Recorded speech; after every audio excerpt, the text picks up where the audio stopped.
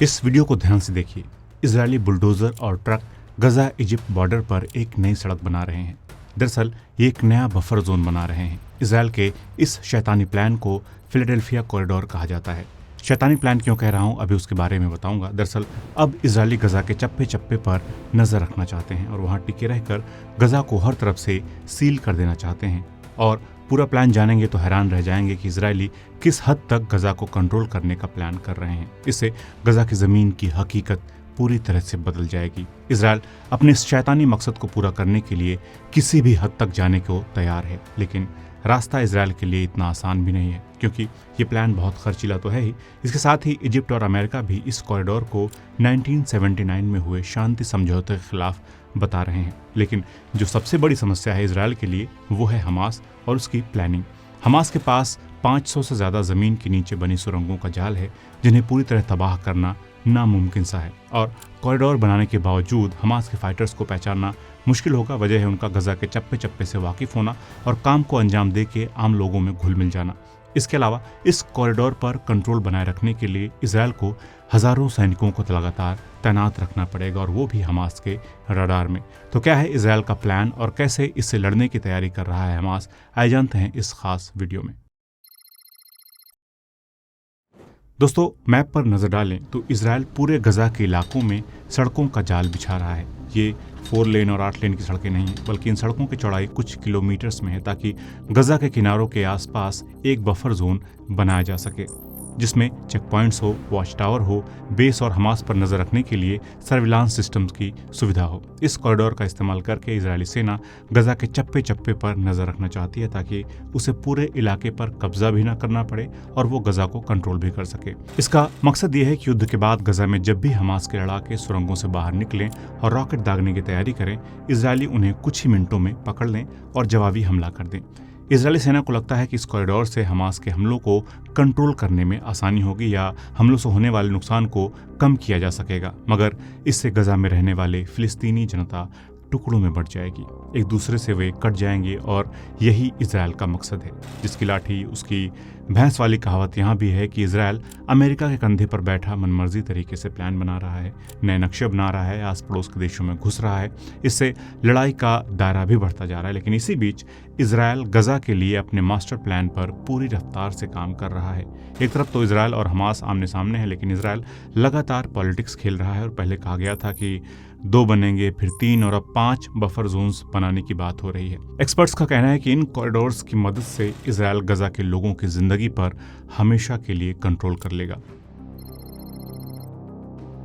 दोस्तों, ये है रफा क्रॉसिंग, जो इजिप्ट और गजा के बीच एकमात्र रास्ता है। इस क्रॉसिंग को इजिप्ट और इजरायल अपने मन से खोलते बंद करते रहते हैं। दोनों देशों के बीच 1979 में एक समझौता हुआ था, जिसमें यह था कि इजरायल को इस कॉरिडोर में कुछ फौज रखने की इजाजत थी, लेकिन वो 4 से ज्यादा इन्फेंट्री बटालियन नहीं रख सकते थे और ना ही जरूरत से ज्यादा मिलिट्री वाले सामान। मतलब इजरायल को टैंक, तोपें या एंटी एयरक्राफ्ट मिसाइल्स लगाने की इजाज़त नहीं थी। इसलिए इस कॉरिडोर का कामकाज ज़्यादातर इजिप्ट ही संभालता था, और ये व्यवस्था इजरायल इजिप्ट शांति समझौते का अहम हिस्सा थी।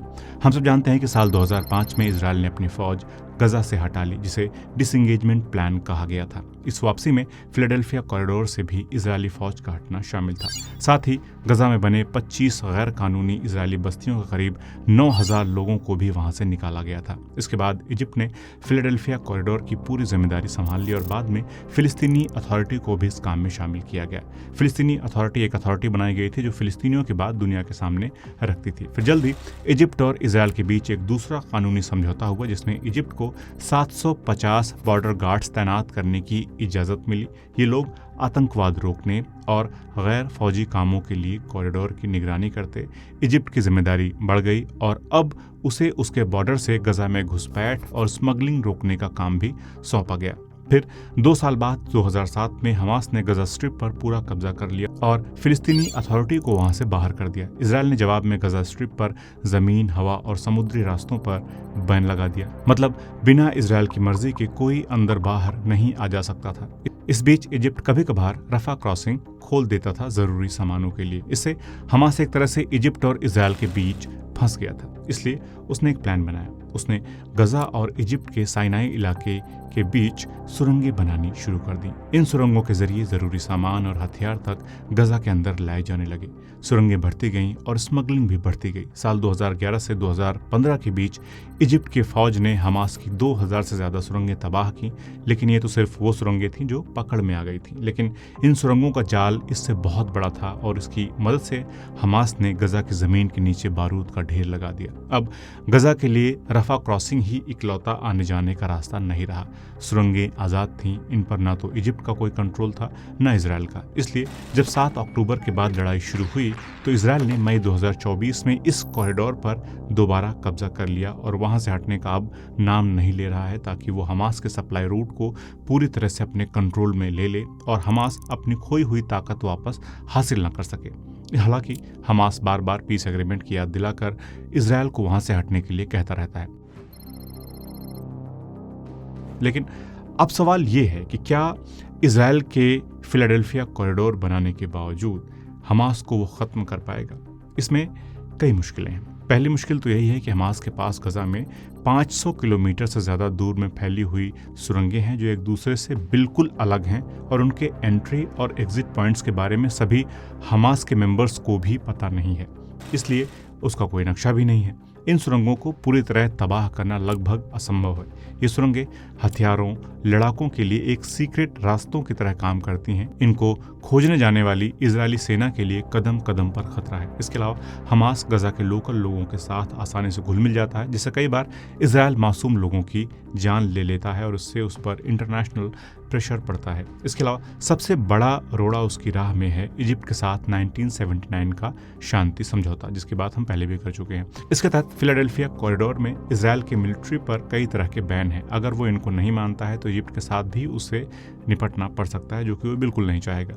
इसके अलावा हमास लगातार नए प्लान्स पर काम कर रहा है। ईरान के सपोर्ट से उसके पास ड्रोन्स भी अब आ चुके हैं और वो इजरायली सेना पर ड्रोन हमले भी कर रहा है और छोटे हथियारों का इस्तेमाल कर रहा है ताकि इजरायल की नज़र में आए बिना वो अपने काम को अंजाम दे सके। जिस तरह से इजरायल ने आम लोगों पर बमबारी की है, उसके बाद तो गजा की जो आम पब्लिक है वो पूरी तरह से हमास के साथ खड़ी हो गई है और उनका सपोर्ट भी उसे हासिल हो रहा है। उसके फाइटर्स बढ़ रहे हैं जो आगे चलकर इजरायल के लिए ही मुश्किल पैदा करेंगे। इन सब वजहों को देखा जाए तो कहा जा सकता है कि भले इजरायल फिलाडेल्फिया कॉरिडोर के काम को बढ़ा दे, गजा को टुकड़ों में बांट दे, लेकिन हमास से पूरी तरह पार पाना फिलहाल उसके बस की बात नहीं लगती है। ये लड़ाई अभी और लंबी चलेगी और गजा में जितने इजरायली सैनिक ज्यादा तैनात होंगे उतना ही खतरा उनके लिए भी बढ़ता जाएगा।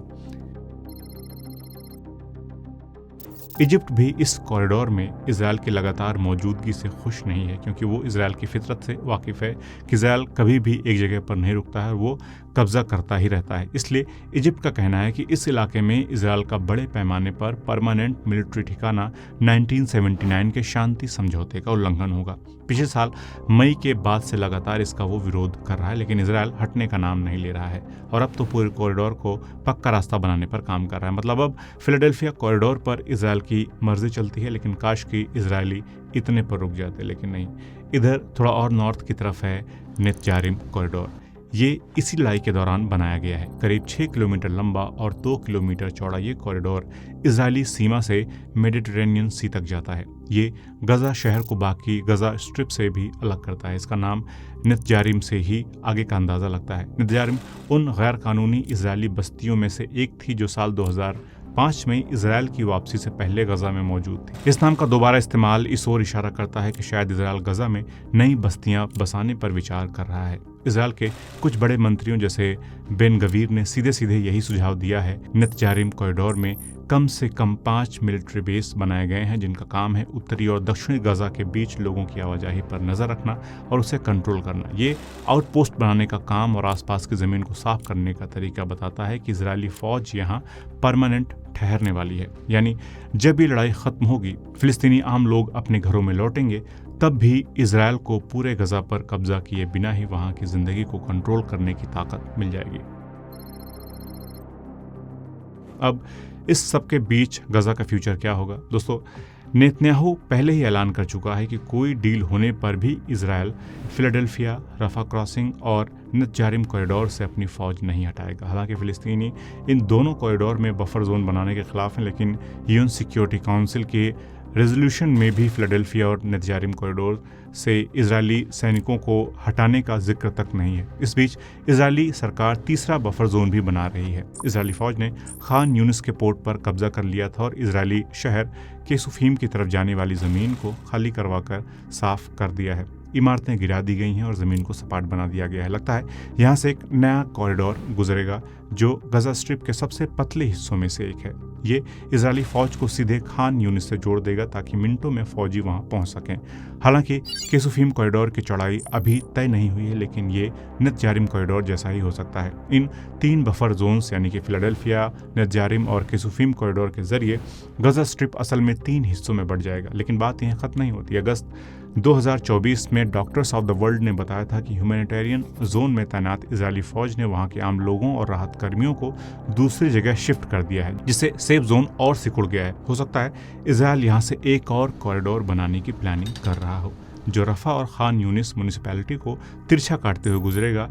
ये कदम रफा क्रॉसिंग को खान यूनिस से अलग करके इजरायल के लोगों और सामान की आवाजाही पर और ज़्यादा कंट्रोल दे देगा। लड़ाई और बातचीत के नतीजे के मुताबिक इस बेनाम कॉरिडोर में आगे चलकर इजरायली फौजी ठिकाने भी बन सकते हैं। इसके अलावा बीत हनून शहर को गजा सिटी से अलग करने के लिए 5वें कॉरिडोर की भी चर्चा हो रही है। ये 5वां कॉरिडोर भी तिरछा होगा और एक छोटी सी जेबनुमा जगह बनाएगा जहां शायद इजरायली बस्तियां फिर से बसाई जा सकें। इन दोनों तिरछे कॉरिडोर के बारे में अभी कुछ पक्का कहना जल्दबाजी होगी, लेकिन इजरायल के कुछ कट्टरपंथी ऐसी प्लानिंग को सपोर्ट भी कर रहे हैं। ये 3 या फिर 5 कॉरिडोर मिलकर इजरायली फौज को गजा स्ट्रिप के किसी भी कोने पर नजर रखने और किसी भी खतरे का मिनटों में जवाब देने की ताकत देंगे। सीधे शब्दों में कहें तो इजरायल गजा को एक मछली घर यानी कि फिश टैंक जैसा बना रहा है, जिसके चारों तरफ निगरानी होगी। हमास के खिलाफ लड़ाई में इजरायल ने लंबी चाल चली है, लेकिन इससे इजरायलियों और फिलिस्तीनियों के बीच क्या शांति हो जाएगी? मुझे तो नहीं लगता। अगर हालात और ख़राब हुए तो दोनों देशों के बीच दुश्मनी बनी रहेगी, यानी भले ही नक्शा बदल जाए लेकिन नफरत वहीं की वहीं रहेगी। आपको क्या लगता है इस पूरे मामले पर? कमेंट करके ज़रूर बताएं, मैं पढ़ना चाहूँगा। सपोर्ट करना चाहते हैं तो थैंक्स भेज दें या चैनल को ज्वाइन कर लें। तो जल्द मिलते हैं दोस्तों एक नए वीडियो में एक नए टॉपिक के साथ। नमस्कार।